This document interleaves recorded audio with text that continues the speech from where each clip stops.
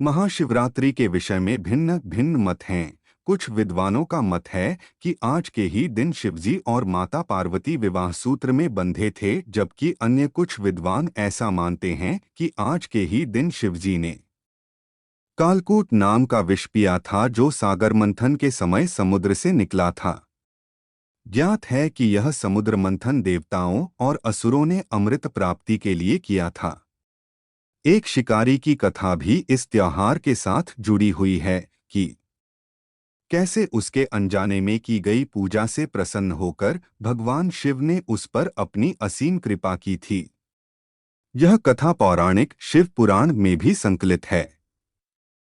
प्राचीन काल में किसी जंगल में एक कालू नाम का एक शिकारी रहता था, जो जंगली जानवरों का शिकार करता तथा अपने परिवार का भरण पोषण किया करता था। एक बार शिवरात्रि के दिन जब वह शिकार के लिए निकला, पर संयोगवश पूरे दिन खोजने के बाद भी उसे कोई शिकार न मिला। उसके बच्चों, पत्नी एवं माता पिता को भूखा रहना पड़ेगा, इस बात से वह चिंतित हो गया। सूर्यास्त होने पर वह एक जलाशय के समीप गया और वहां एक घाट के किनारे एक पेड़ पर थोड़ा सा जल पीने के लिए लेकर चढ़ गया, क्योंकि उसे पूरी उम्मीद थी कि कोई न कोई जानवर अपनी प्यास बुझाने के लिए यहाँ जरूर आएगा। वह पेड़ बेलपत्र का था और उसी पेड़ के नीचे शिवलिंग भी था, जो सूखे बेलपत्रों से ढके होने के कारण दिखाई नहीं दे रहा था।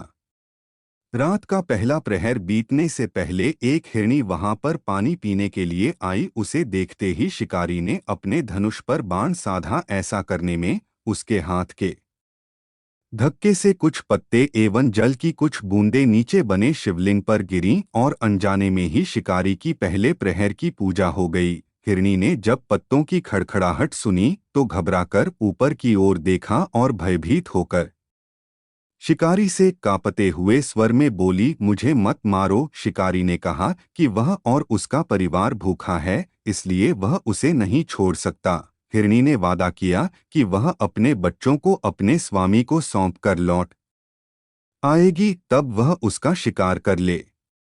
शिकारी को उसकी बात का विश्वास नहीं हो रहा था। उसने फिर से शिकारी को यह कहते हुए अपनी बात का भरोसा दिलवाया कि जैसे सत्य पर ही धरती टिकी है, समुद्र मर्यादा में रहता है और झरनों से जलधाराएं गिरा करती हैं, वैसे ही वह भी सत्य बोल रही है। क्रूर होने के बावजूद भी शिकारी को उस पर दया आ गई और उसने जल्दी लौटना कहकर उस हिरनी को जाने दिया।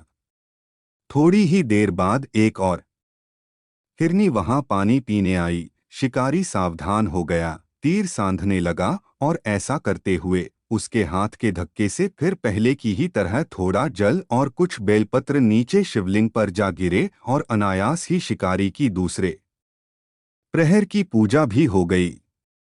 इस हिरनी ने भी भयभीत होकर शिकारी से जीवनदान की याचना की, लेकिन उसके अस्वीकार कर देने पर हिरनी ने उसे लौट आने का वचन यह कहते हुए दिया कि उसे ज्ञात है कि जो वचन देकर पलट जाता है, उसका अपने जीवन में संचित पुण्य नष्ट हो जाया करता है। उस शिकारी ने पहले की तरह इस हिरनी के वचन का भी भरोसा कर उसे जाने दिया। अब तो वह इसी चिंता से व्याकुल हो रहा था कि उनमें से शायद ही कोई हिरनी लौट के आए और अब उसके परिवार का क्या होगा। इतने में ही उसने जल की ओर आते हुए एक हिरण को देखा। उसे देखकर शिकारी बड़ा प्रसन्न हुआ। अब फिर धनुष पर बाण चढ़ाने से उसकी तीसरे प्रहर की पूजा भी स्वतः ही संपन्न हो गई, लेकिन पत्तों के गिरने की आवाज से वह हिरण सावधान हो गया। उसने शिकारी को देखा और पूछा, तुम क्या करना चाहते हो?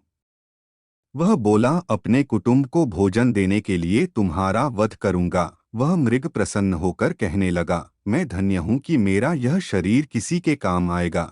परोपकार से मेरा जीवन सफल हो जाएगा, पर कृपया कर अभी मुझे जाने दो ताकि मैं अपने बच्चों को उनकी माता के हाथ में सौंपकर और उन सबको धीरज बंधाकर यहाँ लौट आऊं। शिकारी का हृदय उसके पापपुंज नष्ट हो जाने से अब तक शुद्ध हो गया था, इसलिए वह विनयपूर्वक बोला, जो यहाँ आए सभी बातें बनाकर चले गए और अभी तक नहीं लौटे। यदि तुम भी झूठ बोलकर चले जाओगे तो मेरे परिजनों का क्या होगा?